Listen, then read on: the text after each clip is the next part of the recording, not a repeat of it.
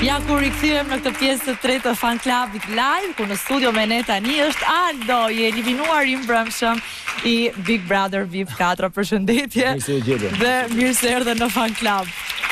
Aldo, sa shumë është komentuar, diskutuar qëndrimi yt në këtë Big Brother. Dhe ç'është e vërteta, shumë kanë folur edhe për fat që kur ti në fakt ke arritur gati në gjysmë finale. Po.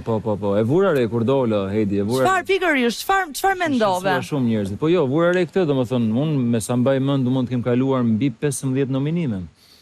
Ndërkohë që Laerti deri në 2 muaj e gjysmë s'kishte kaluar asnjë nominim. Kështu që kur flitet për fat, nuk e kuptoj ku është fati këtu. Kur ti kalon nominime her pas here, unë nuk mendoj që kemi të bëjmë me fat. Fat është kur ti nuk nominohesh, të vjen radha për të nominuar dhe ikën. Unë këtë e konsideroj fat. Po ndoshta publiku të ka parë edhe disi më të heshtur, më të qetë një pjesë. Mbas e ka nevojë edhe për qetësia, Hedi, domethënë aty besoj që këtë vit nuk është se ka munguar e bërtitura, nuk ka munguar debati i ashpër. Kam përshtypjen që çdo vit ka shkuar duke eskaluar, duke u ngritur më shumë. Kështu që kur flasim për qetësi, kur flasim për një lloj vet kontrolli, mendoj që edhe kjo është diçka që i duhet një formati caktuar. Përndryshe, hajde fusim të gjithë aty tenor edhe soprano, edhe u lërasim gjithkohës. Që natyrisht për ty nuk ka qenë fat, siç po thua edhe vet, kështu që ka qenë deduksioni im është një strategji. Cila ka qenë strategjia jote? Vetëm kjo qetësia apo diçka tjetër? Domethënë, na thuaj më shumë. Strategjia ime kanë qenë shikimet e tua. Si do djallëzi, bëj shaka. Jo, vajzat. Vajzat atëherë. Shikimet e tua, strategjia ime. Jo, asnjë lloj strategjie specifike. Jam hyrë kam hyrë pa shumë strategji, pa shumë mirë mendim, kam qenë duke punuar deri ditët e fundit. 2-3 persona që kam pyetur, e ke parasysh kur gjithë të sugjerojnë që i vetvetja dhe shko. Edhe mbase duhet kisha pyetur disa persona më shumë për të më dhënë ca këshilla më të mira, siç është shqipja në këtë rast, që besoj të ishte një ndihmë shumë e shtuar. Po siç e thash, më falni, siç e thash, nuk ka pas ndonjë strategji, i vetvetja. Kam dashur të mos hyj aty ku mendoja që nuk më takonte të hyj, pra siç bën shumica kur të gjithë luftojnë për terren.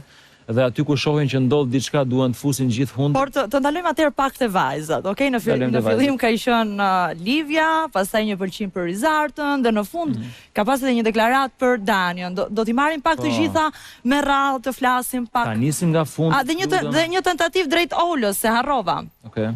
Kështu që është shumë rëndësishme. Mos kemi harruar ndonjë? Jo, nuk kam harruar. Më kujto ti, duhet të flasësh ti, më thuaj. Do doja ta nisim për Danion, sepse ka një keq kuptim. 6 ditë përpara se unë t'i bëja disa deklarata Danjës, le ta quajmë kështu, kam qenë me Kellin dhe me Gertën, dhe nuk e di pse ka shpëtuar ky moment, ku e kam thënë disa herë Kellit dhe Gertës që ndihem shumë i zgënjur që ajo më ka akuzuar që e kam parë çuditshëm, dhe i kam thënë, e di çfarë do t'i bëj?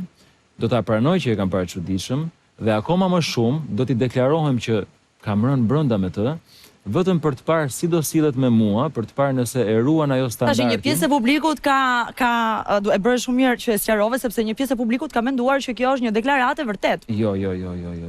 Pse doja ta bëja unë këtë hedhje, sepse duke qenë që Danja kishte vendosur një standard me Xhibanin, ku i tha, nëse dikush më shikon me oki dolçi dhe ndjen për mua dhe thot më pëlqen, unë e mbaj larg. Dhe doja ta provoja një herë. Okej, ja ku i ke oki dolçit, të pëlqej, më shumë akoma të pëlqej, të dua. Danjës, që s'ka shansë, më është e lidhur, nuk s'do e bëja kur.